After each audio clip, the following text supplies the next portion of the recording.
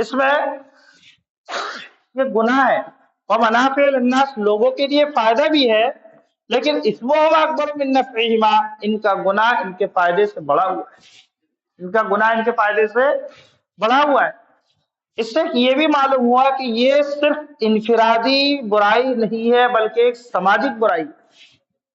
کون سی برائی ہے؟ سماجک برائی۔ جیسے زناکاری ایک سماجک برائی، بدکاری سماجک برائی، سیاکاری سماجک برائی، اسی طریقے سے یہ چیزیں بھی ایک سماجک برائی ہے۔ جس آدمی کے اندر اس چیز کی جب عادت ہو جاتی ہے اس آدمی میں، اور دھیرے دھیرے اس معاشرے کے اندر اخلاق کی موت ہو جاتی ہے، ایک اعتبار سے کردار کی موت ہو جاتی ہے، ایک دوسرے کے درد اور غم کی موت ہو جاتی ہے۔ یعنی اب جو معاشرہ ہونی چاہیے اسلامی کے اعتبار سے، اس کی کیفیت ہی ختم ہو جاتی ہے۔ آپ خود اس کا محاسبہ کر کے دیکھیں، ایک دو مثال بتلا رہا میں، کہ جس آدمی میں اس چیز کی لت ہو، جس آدمی کے اندر اس چیز کی عادت ہو، اس کا مزاج کیا بنتا ہے؟ اس کا مزاج یہ بن جاتا ہے جیسے ایک حیوان کا جو مزاج ہوتا ہے، یا زہریلے جانور کا جو مزاج ہوتا ہے، وہ انسان کی ایک فطرت بن جاتی ہے۔ کیا سوچ ہوتی ہے اس کی؟ اس کی یہ سوچ ہوتی ہے، حقیقی اعتبار سے تو انسان کو اللہ نے مخلوق خدا کی ایک قسم سے خدمت کے لیے بھیجا ہے، لیکن جس آدمی کے اندر جب یہ عادت ہوتی ہے تو وہ آدمی دوسری کی موت میں اپنی زندگی سمجھتا ہے۔ تو مر جائے یا کچھ بھی ہو جائے، اس سے کوئی مجھے پرواہ نہیں ہے، مجھے تو اپنا چاہیے۔ یعنی دوسرے کے نقصان میں اپنا فائدہ دیکھتا ہے، دوسرے کی ضرر میں، دوسرے کی تکلیف میں اپنی خوشی کو محسوس کرتا ہے، جو یہ اسلام کے بالکل خلاف ہے۔ اسلام کے کیا ہے؟ اس کے برخلاف ہم تجارت میں دیکھیں یا کاروبار میں دیکھیں، صنعت میں دیکھیں، حرفت میں دیکھیں، اور بھی جتنی چیزیں جو حلال طریقے اور حلال ذرائع ہے، اس پر آدمی جب کوئی مال کو فروخت کرتا ہے یا کوئی چیز بنا کر بیچتا ہے یا حرفت کا کام کرتا ہے یا نوکری کا کام کرتا ہے، جو بھی کام کرتا ہے، اس پہ آدمی کی سوچ کیا ہوتی ہے؟ اس پہ آدمی کی سوچ یہ ہوتی ہے، اس میں فائدہ تو میرا بھی ہے لیکن اس کا بھی فائدہ ہے، دونوں کا فائدہ ہے۔ جیسے نوکر ہے، اس میں فائدہ میرا بھی ہے کہ میرا بھی روزگار چل رہا ہے، اپنے مالک کا بھی چل رہا ہے، دونوں کا فائدہ سوچتا ہے۔ اس کی وجہ سے کیا ہوتا ہے؟ مال میں ایک قسم سے توازن پیدا ہوتا ہے۔ توازن کیا ہے؟ جو میرے مال کی قیمت ہے وہی سامنے والے کے مال کی قیمت ہے۔ ایسا نہیں ہوتا کہ صرف میرے مال کی قیمت ہے، سامنے والے کے مال کی بالکل قیمت نہیں ہے، ایسا نہیں ہوتا۔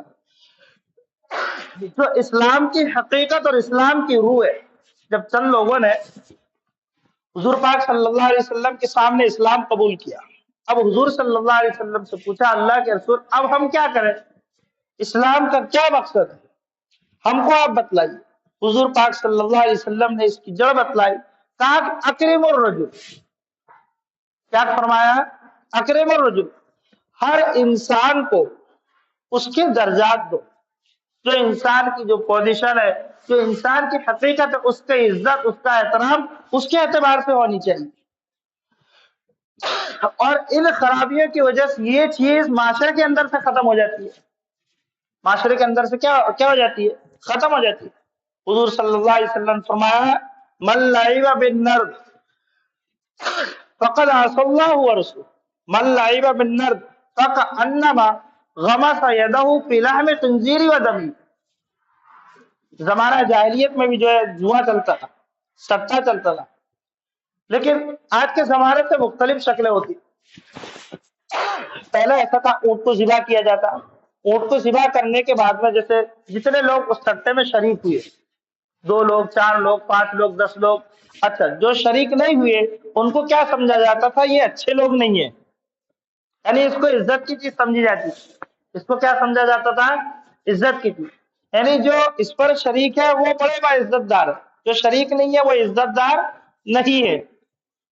ٹھیک ہے، 2 لوگ، 5 لوگ شریک ہو گئے، اونٹ کو ذبح کیا گیا، اب 5 ہے تو 5 حصے اس کے بنائے گئے۔ 5 حصے بنانے کے بعد میں اب جو تیر ہوتی تھی یا پال ہوتی تھی یا جو بھی چیز ہوتی تھی، اس پر ایک لکھا ہوتا تھا لا اور نام۔ کیا لکھا ہوتا تھا؟ لا اور نام۔ اب جب وہ تیر کو نکالتے یا پال کو کھولتے، جس پر لا لکھ کر آتا تھا اس کو گوشت نہیں ملتا، اور جس تیر پر نام لکھ کر آتا تھا اس کو گوشت کا اس کا حصہ اس کو ملتا تھا. یعنی جو لا جس پر لکھا ہوا ہے وہ جوا ہار چکے، اور جس پر کیا لکھا ہوا ہے، نام لکھا ہے، وہ کیا ہو گئے، وہ جیت گئے. اچھا اب جو ہارے والے ہیں، اب 2 لوگ ہیں، 3 لوگ ہیں، جتنے بھی ہیں، اب وہ ہارے والے پھر سے اکٹھا اپنی رقم ملا کر دوسرا اونٹ خریدتے. کیا کرتے؟ دوسرا اونٹ خریدتے اور پھر دوسرے کو ذبح کر کے پورے کے پورے گوشت کو تقسیم کر دیا جاتا، یعنی اس کو نہیں کھاتے. اور وہ کس کو تقسیم کرتے تھے؟ غریبوں کو. اس اعتبار سے قرآن نے کیا کہا یہاں پر؟ قل فیہما اسم کبیر و منافع للناس، اس پر گناہ ہے، لوگوں کے لیے فائدہ تو ہے. یعنی گوشت جو تقسیم ہو رہا ہے اس پر لوگوں کا کیا ہے، غریبوں کا، محتاجوں کا، مسکینوں کا اس پر فائدہ ضرور ہے، لیکن فائدے کے بالمقابل میں نقصان اس پر زیادہ ہے. وَإِثْمُهُمَا أَكْبَرُ مِن نَفْعِهِمَا، اس کا گناہ زیادہ ہے. اچھا جو لوگ اب ذبح کر کے جو اس پر ہارا ہے، جن کے تیر میں اللہ لکھا ہے، وہ کیا خوشی سے وہ کو یعنی ذبح کر رہے؟ نہیں کر رہا نا، وہ تو ایک مجبوری میں کر رہے کہ ہم نے جوا کیا کر چکے ہیں، ہار چکے. اور اس کو کیا بولتے تھے؟ یہ سب سے بڑی سخاوت. سخاوت کا ایک طریقہ یہ بھی تھا کہ جو بڑی بڑی شراب کی اس زمانے میں کارخانے ہوتے تھے، وہ اس کمائی سے جو منافع والی جو آمدنی ہوتی تھی اس کا اکثر بیشتر حصہ غریبوں اور محتاجوں پر وہ لوگ خرچ کیا کرتے تھے. تو اب اس جیسا جو بھی جوا ہے یا اس کی شکل سے جو بھی ملتا جلتا ہے وہ بھی اسی حکم میں ہوگا. یعنی فائدہ ہونے کے باوجود بھی، منافع کے باوجود بھی قرآن نے اس کو کیا قرار دیا ہے؟ حرام قرار دیا. ہر ایسا کام جس پر ہار اور جیت ہو. ایک طرف